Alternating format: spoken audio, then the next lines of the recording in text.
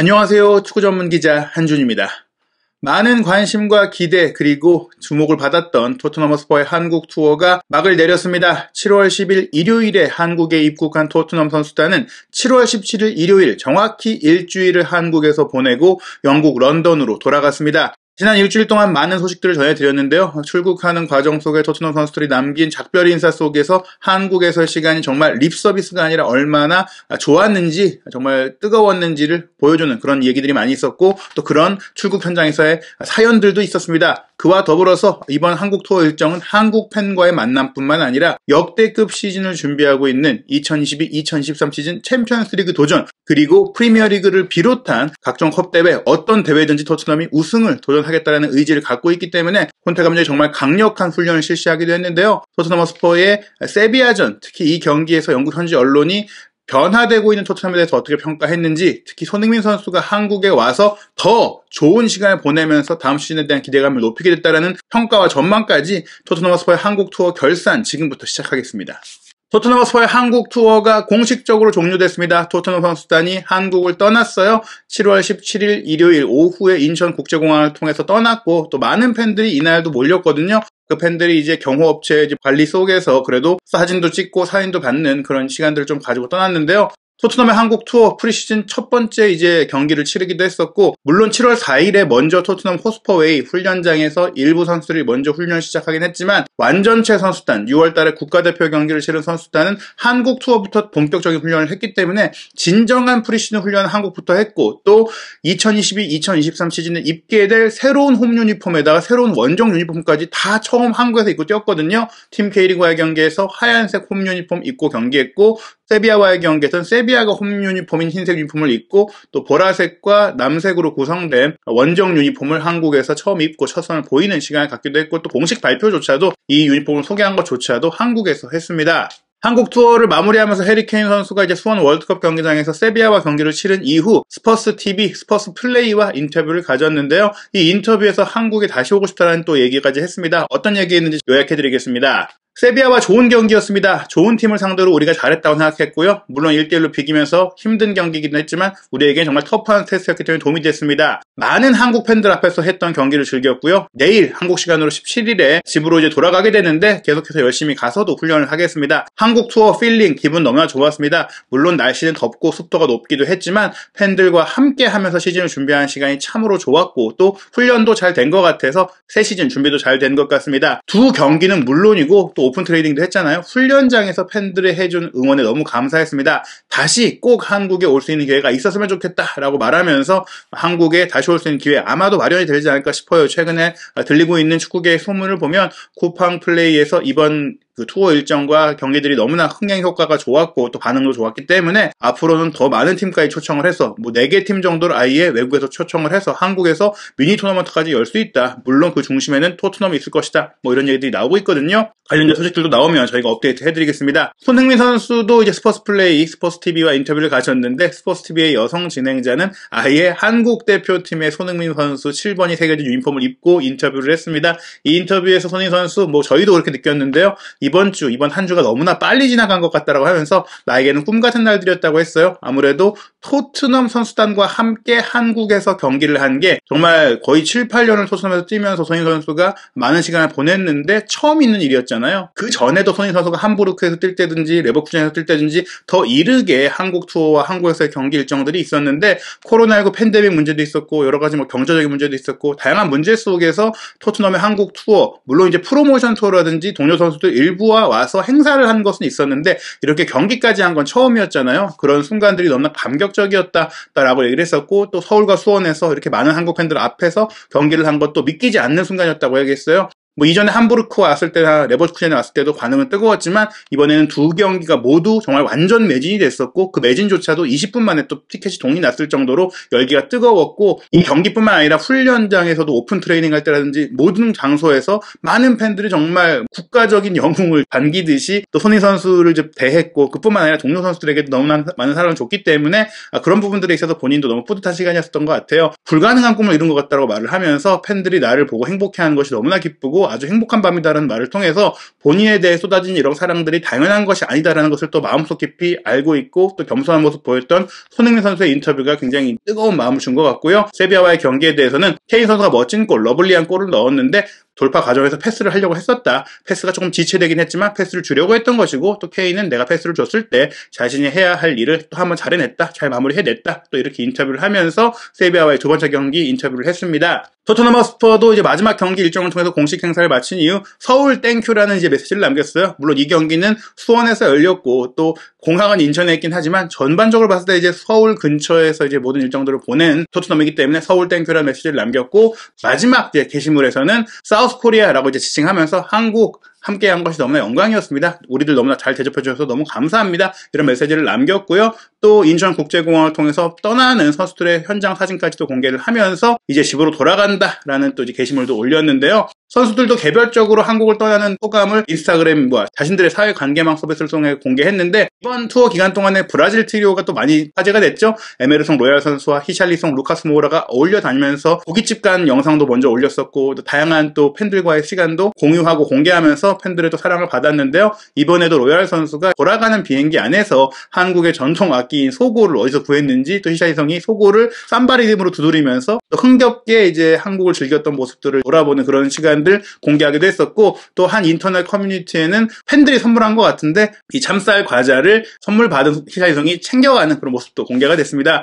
히샬리송 선수 같은 경우는 이번이 두 번째 한국 방문이었어요. 심지어 한 달 간격으로 6월달에 이어 7월달에 오게 됐는데 일단 루카스 모우라 선수가 토트넘에서 오랫동안 활동하면서 개구진 성격과 손흥민 선수와 친밀한 관계 등과 이런 것을 통해서 많은 팬들을 모으고 있는데 본인을 응원하는 팬이 루카스 모우라의 그림을 크게 그려갖고 왔던 대형 걸개를 보기도 했었고 거기에 사인도 해줬고 그런 과정 속에서 팬들에게도 많은 선물을 받았다고 고백하면서 아마 손흥민 선수한테 부탁하지 않았을까 싶은데 한국말로 감사합니다 한국 팬분들 덕분에 한국에서 너무 좋은 시간 보냈고 한국이라는 나라를 알게 되고 문화적 파티에서 너무나 좋았다는 그 멘트를 한글로 본인의 인스타그램과 트위터에 공유를 했고요. 그 내용을 또 히샬리송도 공유를 하면서 I love you Korea라고 또 올렸어요. 히샬리송 선수가 또 각종 행사를 통해서 나는 정말 한국을 사랑한다라고 고백했다라는 얘기들도 들려오거든요. 히샬리송 선수가 정말 짧은 기간 동안 한국에서 많은 시간을 보내고 또 많은 추억을 쌓고 가게 됐는데 6월달에 좀 더 좋은 시간을 보냈다고 할 수 있겠죠. 이번엔 토트넘에 와서 지옥 훈련도 하고 경기도 치르긴 했는데 브라질 대표전과 함께 왔을 때는 뭐 남산 타워도 가고 에버랜드도 가고 또 맛있는 음식도 먹고 클럽도 가고 거의 뭐 약간 휴가를 반 정도 보내기도 했었던 히샬리송 선수다 보니까 그때 또 한국 대표팀과 경기를 하고 나서 손흥민 선수와도 얘기도 나누고 손흥민 선수 사진도 찍고 뭐 이런 일들을 겪었는데 그리고 나서 토트넘에 와서 손흥민 선수가 또 세비야와의 경기에서 상대 선수와 충돌할 때 누구보다 먼저 달려와서 또 싸워주고 말려주고 또 팀 K리그와의 경기에서는 손흥민 선수가 골을 넣었을 때 가장 먼저 달려와서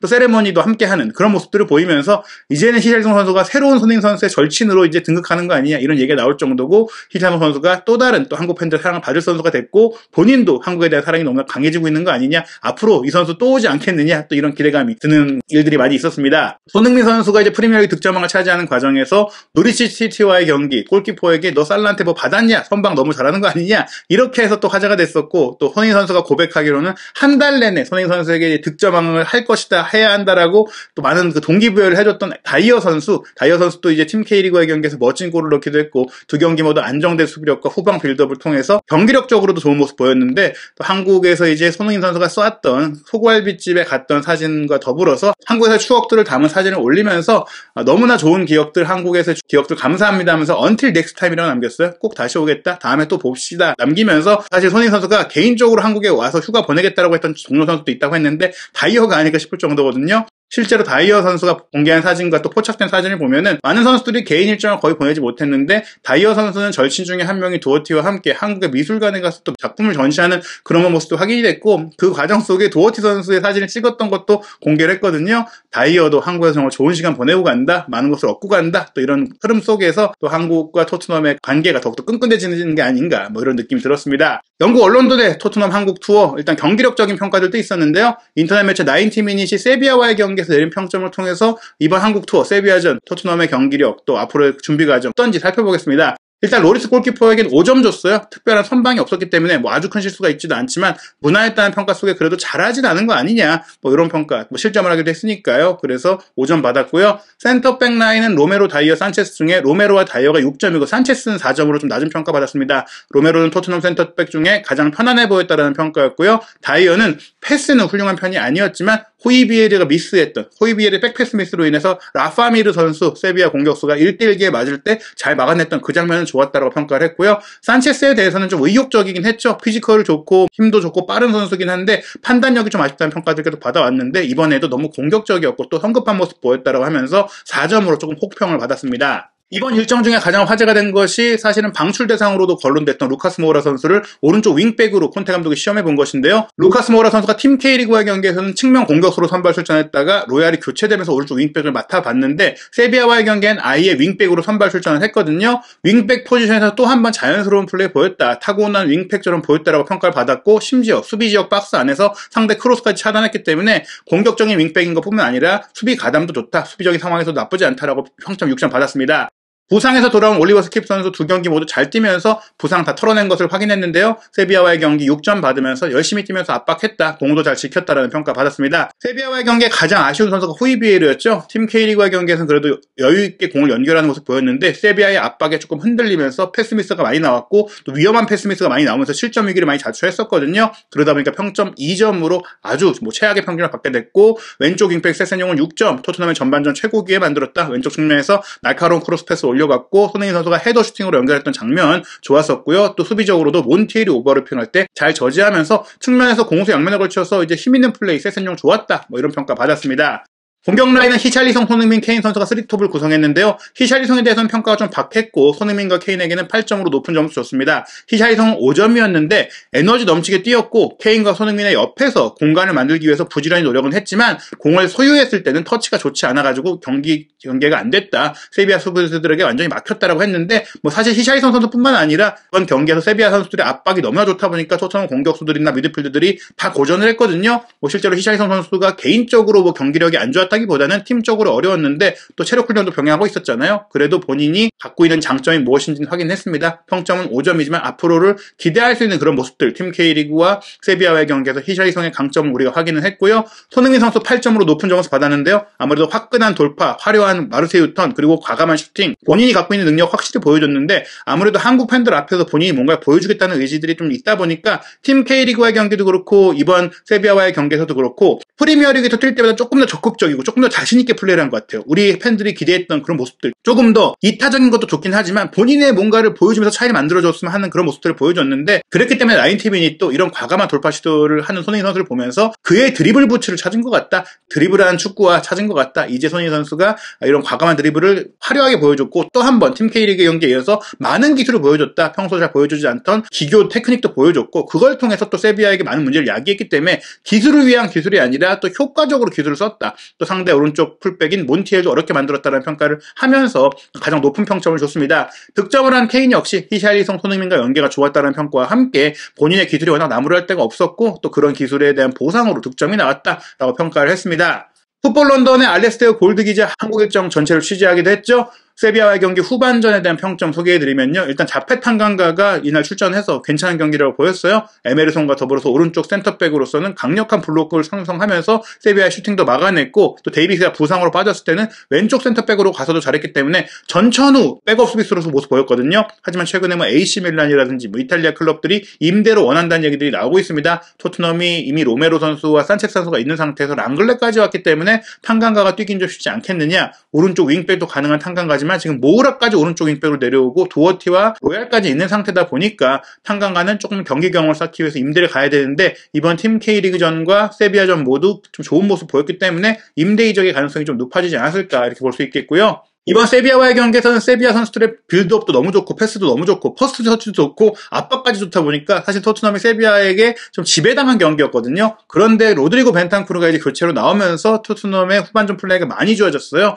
미드필드에서 훌륭한 터치를 보여줬다. 물론 위험한 상황에서 공을 뺏기기도 했지만 전체적으로 미드필드의 보탬이 됐다는 평가 속에 골드 기자가 7점 줬거든요. 저도 느꼈을 때 벤탄쿠르가 그래도 현재 토트넘 미드필드 라인 중에서는 가장 창의적인 옵션이다. 여기에 비수마가 와서 운반 능력이라든지 훈련 때 보여줬던 그런 패스 능력을 보여준다면 토트넘 미드필드가 좀 더 좋아질 것 같은데, 하지만 이제 호이비에르 선수가 좀 많이 부진했고 스킵 선수도 창의성이 아쉬운 모습들을 많이 보여주다 보니까 일단은 이 미드필드 라인에 콘테 감독이 공격적인 미드필드를 한 명 더 원한다는 얘기들이 나오고 있는데, 이번 한국 투어 경기를 통해서 그 마음이 좀 강해졌을 것 같습니다. 토트넘이 지금 제드 스펜서 선수 영입을 확정한 상태에서 6명까지 영입을 했는데 7호, 8호 영입까지 나올 수 있다는 얘기 속에서 아마 7호 영입은 중앙 공격 미드필더가 되지 않을까 생각이 되는 그런 경기들이었고요. 또 후반전에 교체 출전했던 데안 쿠루세스키 같은 경우에는 공이 없을 때 움직임 좋았고 또 볼 터치도 좋았기 때문에 위협적이었고, 손흥민 선수가 만들어준 기회에는 약발을, 오른발을 때리면서 이제 좀 힘없이 들어가서 막혔고, 또 왼발로 때린 슈팅이 아슬아슬하게 크로스발 넘기긴 했지만 어쨌거나 본인의 플레이는 좋았다. 특히 이번 한국 투어 일정 중에 부상이 있다가 부상을 또 딛고 나와서 뛴 경기였는데 좋았기 때문에 평점 7점 받았고요. 맷 도어티가 이제 왼쪽 윙백으로 투입이 됐는데 수비적으로는 좋았지만 공격적인 기여가 좀 아쉬웠다는 평가 속에 6점 받았습니다.